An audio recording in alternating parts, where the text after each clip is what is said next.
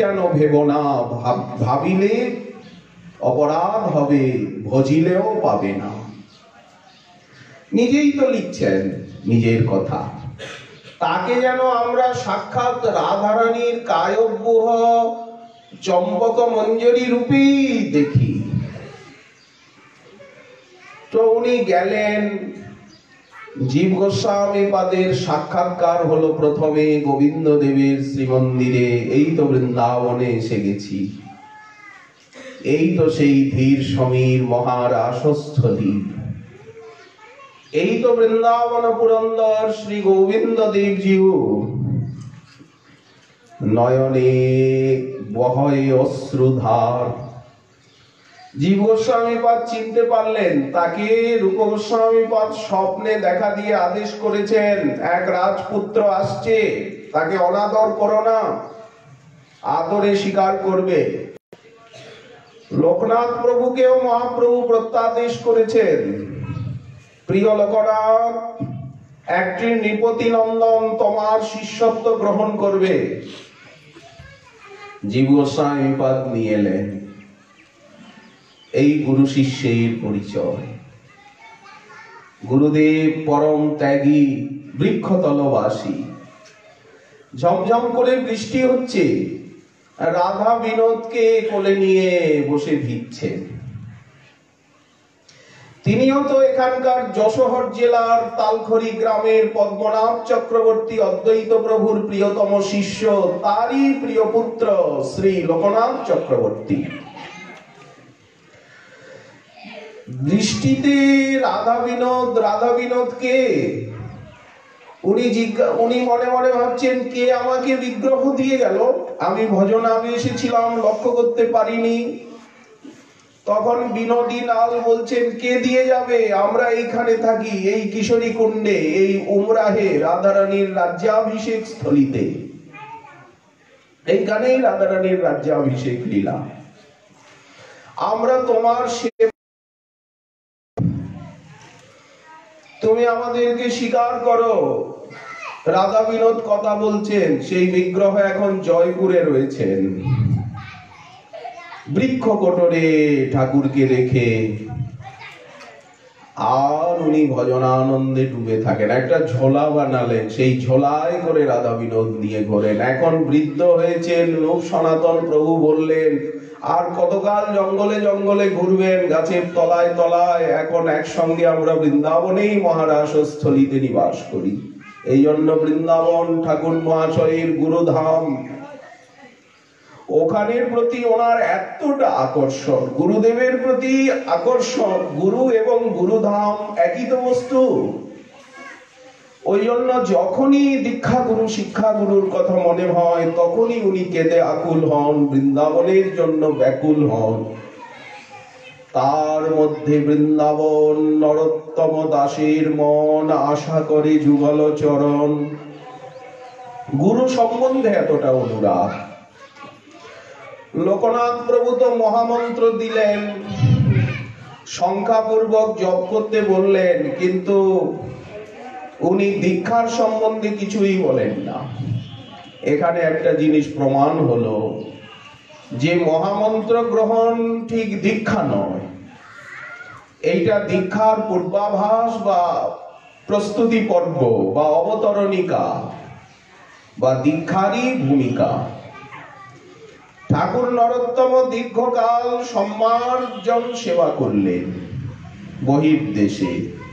তার সৌশীল্যে, সদাচারে, বিনম্রতায়, অনুরাগে, স্নিগ্ধতায় প্রসন্ন হয়ে লোকনাথ প্রভু নিজের প্রতিজ্ঞাকে ছেড়ে দিয়ে এক শ্রাবণী পূর্ণিমার পূর্বাহ্ন বেলায় রাধা বিনোদকে সম্মুখে রেখে আর তাকে অষ্টাদশাক্ষর মন্ত্ররাজ কিশোর গোপাল মন্ত্রে দীক্ষা দিলেন। ভজন উপদেশ করলেন। আমাদের ভজন দুই প্রকার, একটি হচ্ছে বাহ্য, একটি হচ্ছে আন্তর। বাহ্যে সাধক দেহে করে শ্রবণ কীর্তন, বাইরে শ্রবণ কীর্তন অর্চন বন্দন নবদা ভক্তি যাজন 64 ভক্তি অঙ্গের শিকার, আর ফল্গু ধারার মতো ভিতরে এটা হচ্ছে মানসিক ভজন। সেটা কি না, মনে নিষিদ্ধ দেহ করিয়া ভাবন, দীক্ষারই অঙ্গ।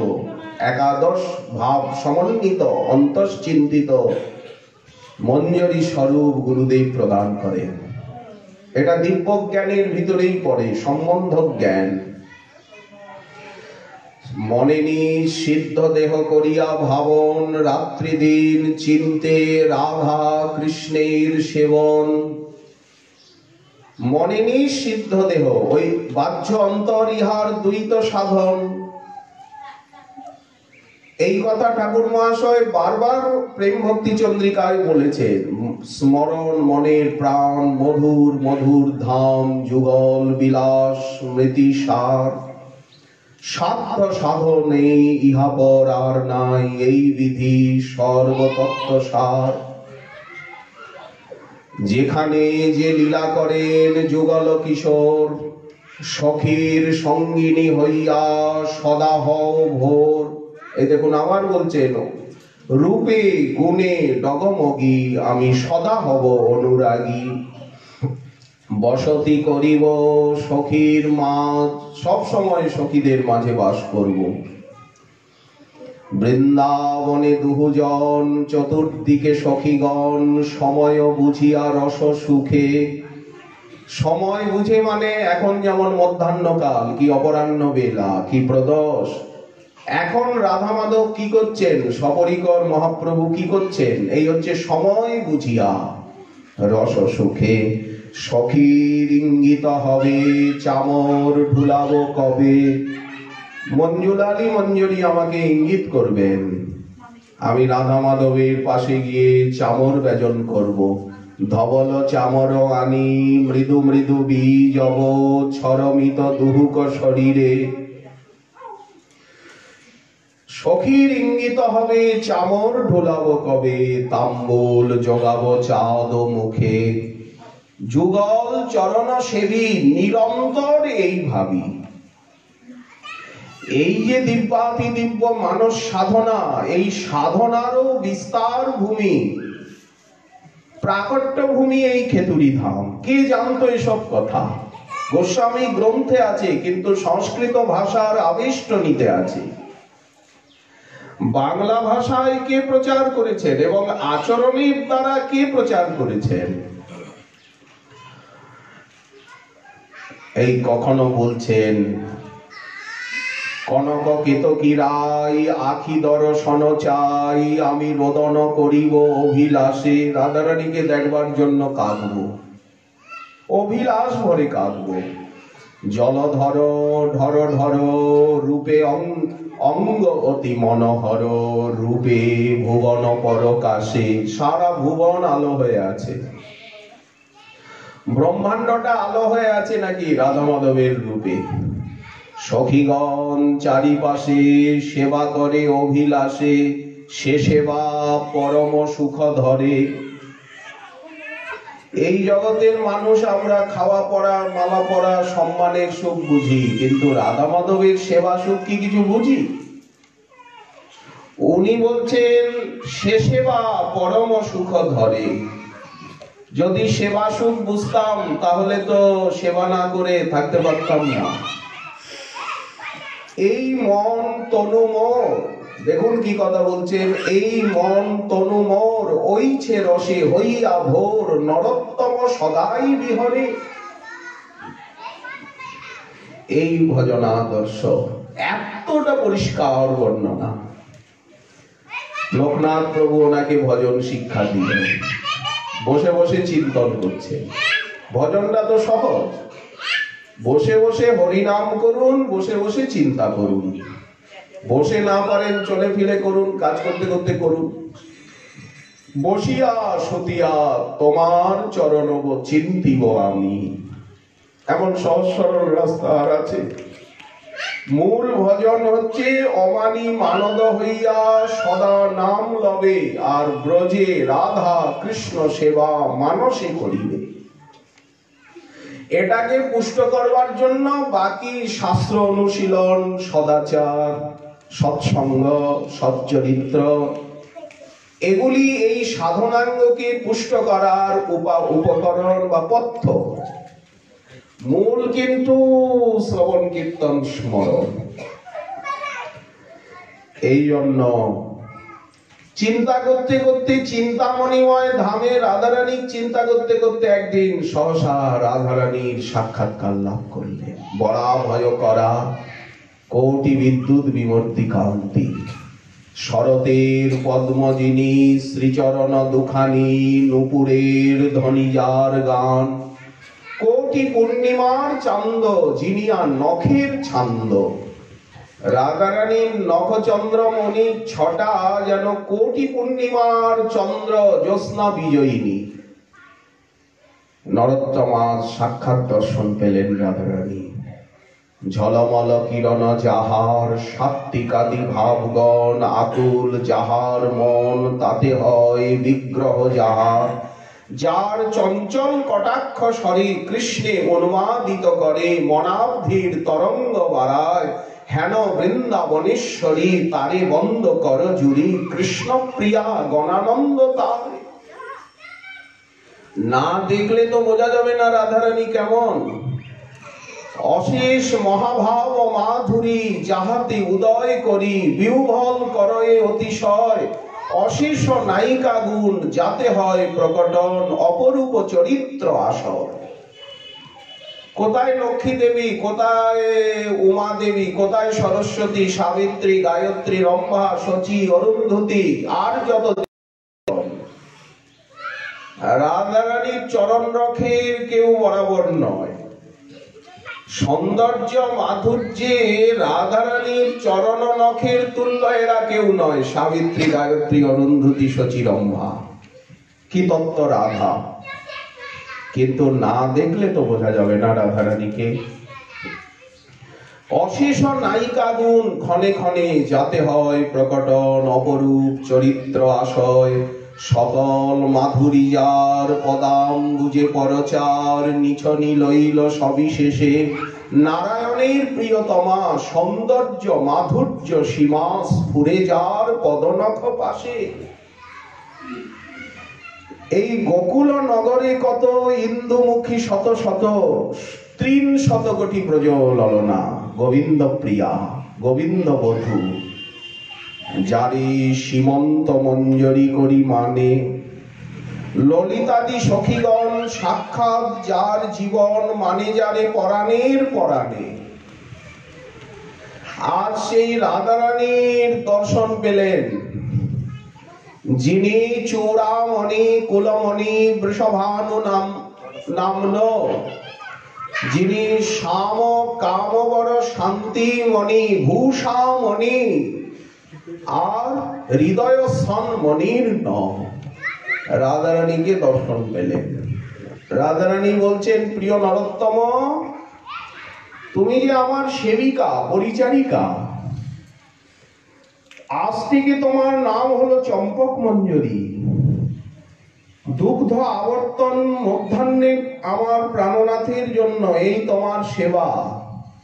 আসলে জানো, এই সেবাটা চম্পক লতার, আমি তার থেকে তোমায় দিলাম। স্বামিনী অন্তর্হিত হয়ে গেলেন। কি দেখলাম গুরুদেব, আজ এই রকম দেখলাম, এই রকম শুনলাম। গুরুদেব বুকে জড়িয়ে ধরলেন। নরোত্তম, তুমি ভজনে সিদ্ধি লাভ করেছ, কিন্তু এ সকল কথা জীব গোস্বামী ছাড়া আর কারো কাছে ব্যক্ত করো না।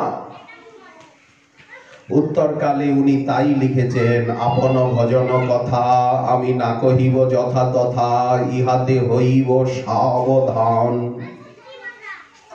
আবার একটা জায়গায় লিখছেন, আমি গোপতে সাধিব সিদ্ধি, গোপনে ভজন করব, সাধন নবধা ভক্তি, প্রার্থনা করিব দৈন্যে সদা, করি হরি সংকীর্তন, আনন্দ মগন মন, ইষ্ট লাভ বিনু সব বাধা। এই সংসারে সবই তো বাধা। এ সংসার বাটোয়ারে কামপাশে বান্ধি মারে, এটা তো বাটপারের জায়গা।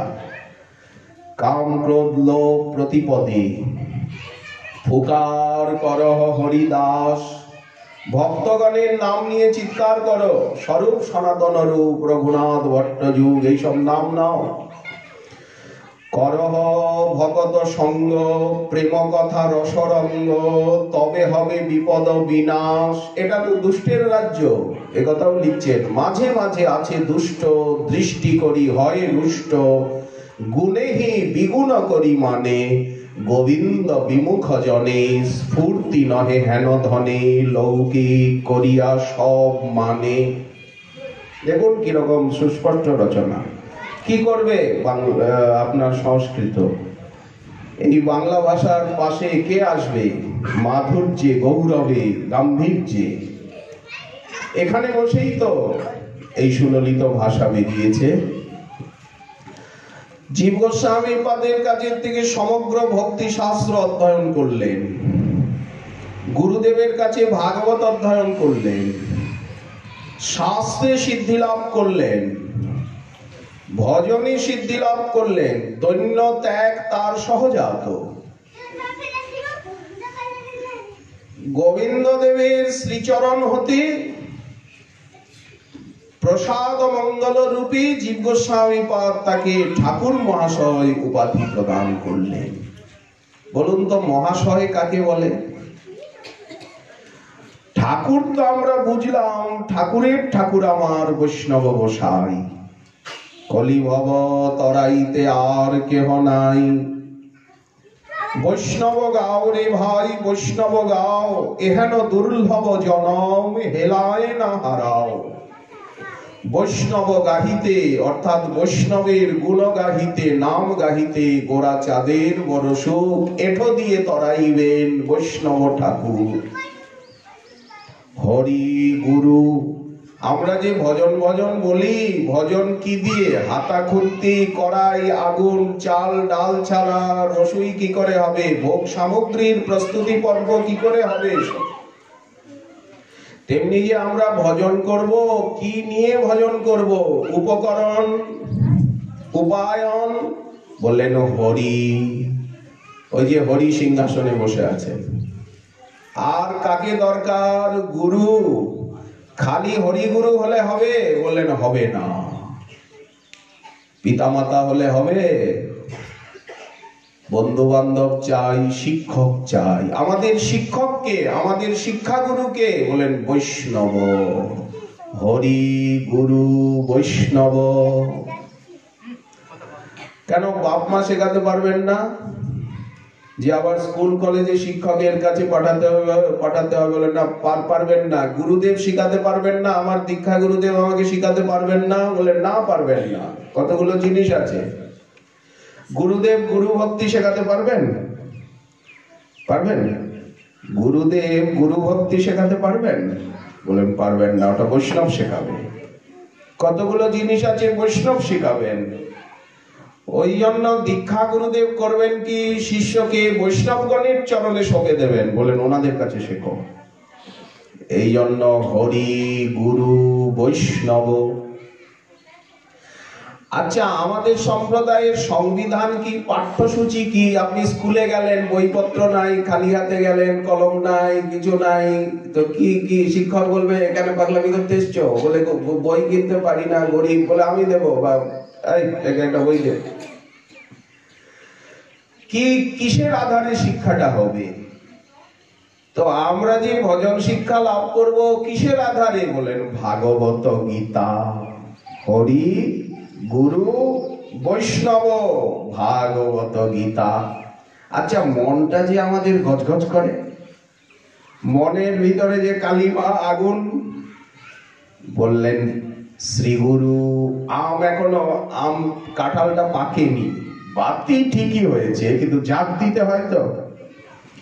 কি করে মনটাকে নির্মল করব, রসায়িত করব, সরস করব? বলেন শ্রীগুরু বৈষ্ণব পদে মজাইয়া মন। শ্রীগুরু বৈষ্ণব চরণে গিয়ে সঙ্গ করে আর মনটাকে মজাতে হবে। আমটা পাকলে তবে তো আমরস হবে, আম সত্য হবে না। কাঁচা আম দিয়ে কি করবেন? সিদ্ধি লাভ করলেন। গুরুদেব ঠাকুর মহাশয় উপাধি দিলেন। মহাশয় কাকে বলে? ঠাকুর তো আমরা বুঝলাম। উনি নিজে লিখেছেন, যারা অনন্য রাধারানীর আরাধনা করেন তাদেরকে বলে মহাশয়। রাধানিষ্ঠ না হলে, রাধা কিঙ্করী ভাবের সাধক না হলে, রাধারানীকে প্রাণেশ্বরী, আত্মেশ্বরী, সর্বেশ্বরী না বললে তাকে মহাশয় বলা হবে না। রাধিকা চরণাশ্রয় যে করে সে মহাশয়। এই দেখুন মহাশয়ের নিজে ব্যাখ্যা লিখছেন, তারে মই যাও বলিহারি। নিজে লিখছেন দেখুন, আহা রাধারানীর কথা আমাকে কেউ শোনায় না। এই খেতুরিতে, বৃন্দাবনে শুনতাম, এই খেতুরিতে কি হে গোবিন্দ দাস, রাধারানীর কথা শোনাও। প্রিয় রামচন্দ্র তুমি এলে, রাধারানীর কথা শোনাও। নিজে লিখছেন, হেন রাধা গুণগান না শুনিল মোর কান, বঞ্চিত করিল মোরে বিধি। রাধারানীর ভক্তের সঙ্গ চাইছেন, তার ভক্ত সঙ্গে সদা প্রেমলীলা রস কথা। আর আমি এই সৃষ্টি লীলা, অমুক লীলা, ক্ষিতি অবতেজ মরুদ্গম, এই প্রলয় লীলা, এগুলি আর আমার কাছে বলতে হবে না। থাক, হয়েছে হয়েছে। এরপরে এটা, এরপরে ক্ষিতি অবতেজ মরুদ্গম অহংকার তো বারবার শুনেছি, আর বলতে হবে না। সব বন্ধ করো। প্রেম লীলা রস কথা বলো, যে কহে সে পায় ঘনশ্যাম। ইহাতে বিমুখ যে কভু তার সিদ্ধি নাই, আমি নাহি যেন শুনি তার নাম। রাধারাম মাধবের লীলায় যে বিমুখ, উনি বলছেন আমি তার নামটা শুনতে চাই না। তাহলে কিরকম রাধানিষ্ঠ উনি দেখুন।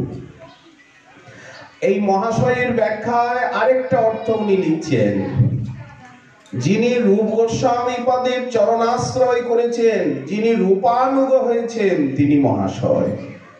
কোথায়? সে পদ আশ্রয় যার। শুনিয়াছি সাধু মুখে বলে সর্বজন, শ্রীরূপের কৃপায় মিলে যুগল চরণ। শ্রীরূপের কৃপা যেন আমার প্রতি হয়, সে পদ আশ্রয় যার। এখানে আন্ডারলাইন, সে পদ আশ্রয় যার, সেই মহাশয়।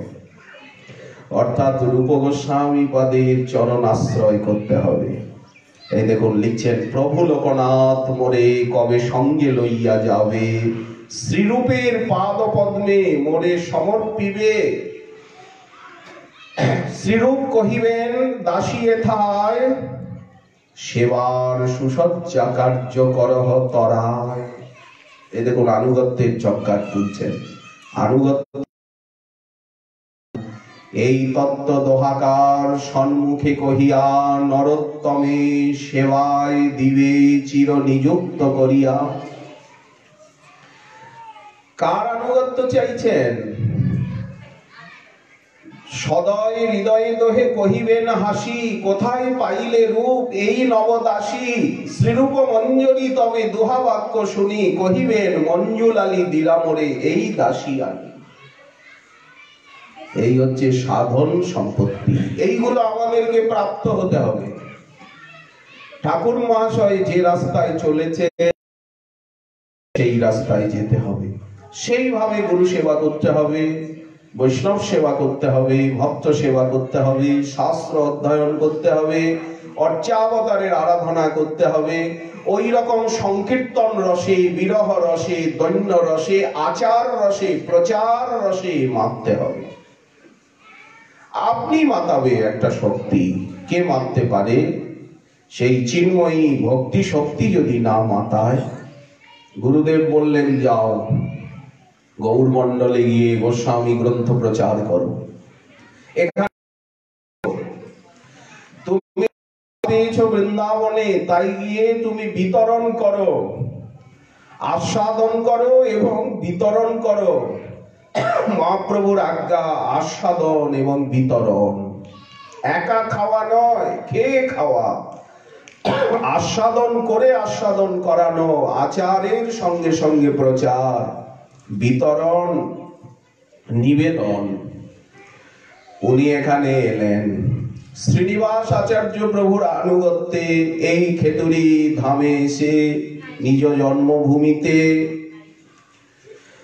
তিনি প্রায় কিশোর অবস্থায় বৃন্দাবনে গিয়েছিলেন, যৌবনে এলেন খেতড়িতে। এখানে প্রায় 60-70 বছর, 60 বছর তো হবেই, যদি 1531 খ্রিস্টাব্দে ওনার আবির্ভাব হয়। তারপরে দীর্ঘ 50-60 বছর এই খেতুরিতে অবস্থান করে জুড়ে সংকীর্তনের আপ্লাবনে, রাগানুগা ভক্তির প্রচারণে, বিগ্রহ সেবা স্থাপনে, পাষণ্ড দলনে, কর্মী জ্ঞানী ন্যাসী যোগী ধ্যানী দেবপূজক এদেরকে দমনে, দুর্মুখ বিপ্রগণকে বিপ্রগণের মুখস্তম্ভনে উনি অলৌকিক ঐশ্বর্য মাধুর্যপূর্ণ লীলাকে বিস্তার করলেন। ওনার দেহে গৌর নিত্যানন্দ সতত লীলায়িত হলো। এখানে কত কত ঘটনা। 6 বিগ্রহ তো কোন পার্ষদ প্রতিষ্ঠা করেনি। কোন পার্ষদের জীবনে, এক রঘুনাথ দাস গোস্বামীপাদের জীবনে উৎকট বিরহ, নরোত্তমেও সেই দৈন্য বিরহের সঞ্চার। যেমন দাস গোস্বামীপাদের বিরহ আমরা পাই অত্যুৎকটেন নিতরাং বিরহা নলেন দ্বন্দ্বজ্জমান হৃদয়া কিলকাপি দাসী তদ অলোকন কালাহি দংশৈর এবং মৃতঞ্জনম। এই ভাষাগুলো কোথাও পাওয়া যায় না। ওনার লেখনীতেও সেই ঝঙ্কার, সেই অনুরণন, সেই উচ্ছ্বাস। কি অদ্ভুত রচনা! 6 বিগ্রহ কে স্থাপন করে? জীব গোস্বামীপাদ পরীক্ষা করলেন, বৃন্দাবনের থেকে ভক্ত বৈষ্ণব পাঠিয়ে দিলেন, দেখি নরোত্তমের কেমন সেবায় নিষ্ঠা। তারা এসে বলছে আমরা ক্ষুধার্ত, আমাদেরকে এখনই প্রসাদ দাও। পূজারী বললেন দাঁড়ান, ঠাকুরের ভোগ গেছে মাত্র, অন্তত আধ ঘন্টা 45 মিনিট তো ভোগ লাগবে। তারা বললেন যে আমাদের এত ক্ষুধা পেয়েছে, আমরা এখনই তাহলে স্থানান্তরে যাই। ঠাকুর মহাশয় শোনা মাত্র পূজারীকে আদেশ করলেন এক্ষুনি আগে বৈষ্ণব বড়, ভগবানের থেকেও ভক্ত বড়। ভগবান বড় না ভক্ত বড়? ভক্তি পাইতে যার আছে অভিলাষ, সে ভজুক মোর মঙ্গল প্রিয় দাস। তাড়াতাড়ি বৈষ্ণবের সেবা হোক। বলে যে ভোগটা তো কেবল লেগেছে। বলে ঠিক আছে, ওনারা পেয়ে যান, আবার রন্ধন হবে, কি আছে তোমাদের, তোমরা আধ ঘন্টা 45 মিনিট যে ভোগ লাগাও, আবার ভোগ লাগাবে পারস করে, কি আছে। এইরকম অলৌকিক লীলা। ব্রাহ্মণরা মিলে বলল যে নরোত্তম তো এসে কায়স্থর ছেলে, ক্ষত্রিয়ের ছেলে, সে নানা দেবদেবীর পূজা শ্রাদ্ধ এগুলিকে যে সব বন্ধ করে দিল। এখন তো সকলে হরিনাম কীর্তন করছে। উনি দেখুন কত স্পষ্টবাদী লিখছেন, না বুঝিব দেবী দেবা এই তো অনন্য ভক্তি কথা। আর যত উপালম্ভ বিশেষ সকলই দম্ভ, দেখিতে লাগয়ে মনে ব্যথা। দেবদেবীর পুজো বন্ধ করতে চলেছে সনাতন হিন্দু ধর্মে। একটা আঘাত দিল না, একটা আলোড়ন এলো না। ব্রাহ্মণরা গিয়ে পক্কপল্লী পাইকপাড়ার শাক্ত রাজা রূপনারায়ণ আরো কয়েকজন রাজাকে বলল যে এইরকম নরোত্তম করছে। সেকালের দিনে রাজতন্ত্র ছিল। রাজা বললেন আমি নিজে যাব, দেখি নরোত্তম কিরকম। রূপনারায়ণ এলেন, এসে ব্রাহ্মণ স্মার্ত সব সঙ্গে, যারা পঞ্চদেবতার উপাসক তাদেরকে স্মার্ত বলে। এখন এই যে এখানে সামনে গ্রাম রয়েছে, ওখানে ওরা এসে উপনিবেশ করেছে, তাঁবু ফেলেছে। এইদিকে ঠাকুর মহাশয়ের শিষ্যরা জানতে পারলো, তারা পানের দোকান সাজিয়ে হাড়ি কলসি নিয়ে আর ওইখানে গিয়ে বসেছে। ওরা কিনতে এসেছে, ব্রাহ্মণ আছে, ছাত্ররা আছে।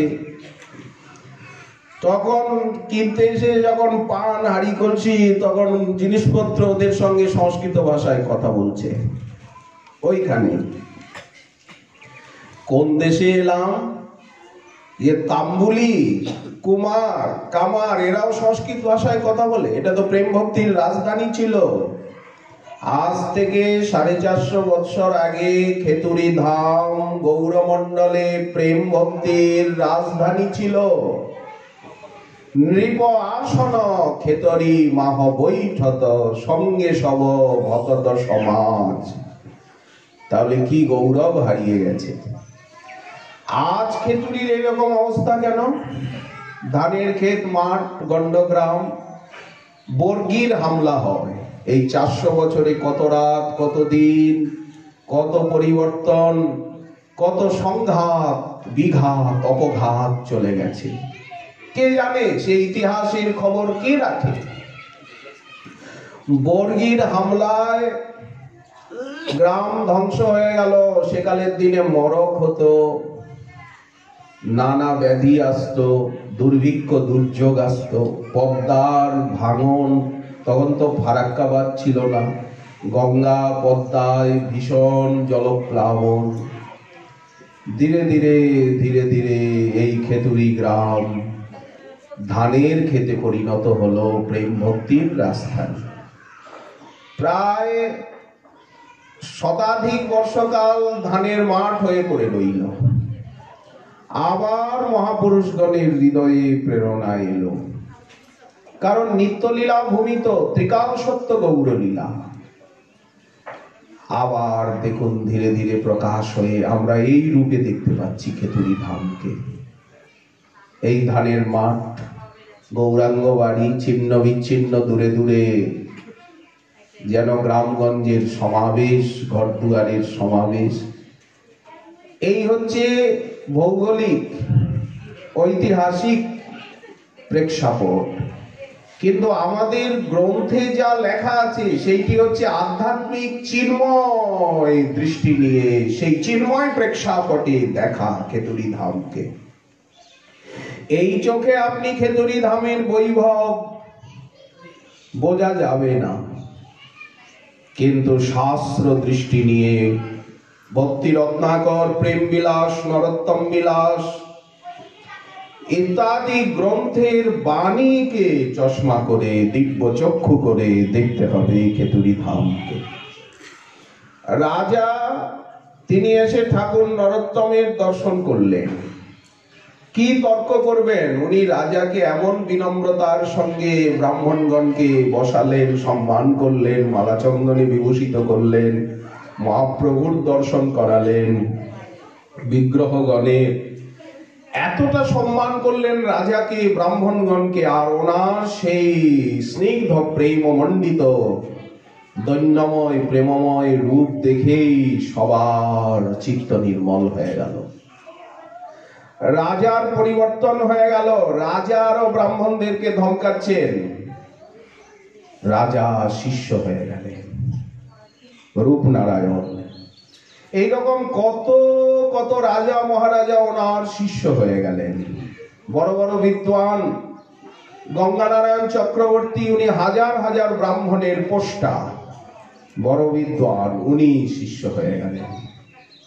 এখন ব্রাহ্মণরা বিপদে পড়ল যে আমরা তো কিছু করতে পারলাম না। 6 বিগ্রহ প্রতিষ্ঠা উৎসব যে ফাল্গুনী পূর্ণিমায় হয়েছিল, গৌরমণ্ডলের সমগ্র গৌর পার্ষদগণ এখানে এসেছিলেন। নিত্যানন্দ শক্তি ভগবতী মা জাহ্নবা এসেছিলেন। পরবর্তীকালে বীরচন্দ্র প্রভু এসেছিলেন।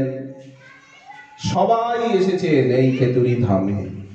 সেই ফাল্গুনী পূর্ণিমার 6 বিগ্রহ প্রতিষ্ঠা উৎসবে যখন ঠাকুর মহাশয়, সেদিন দোল পূর্ণিমা, সকালবেলা 6 বিগ্রহের অভিষেক হলো, শ্রীনিবাস আচার্য দ্বারা নামকরণ হলো।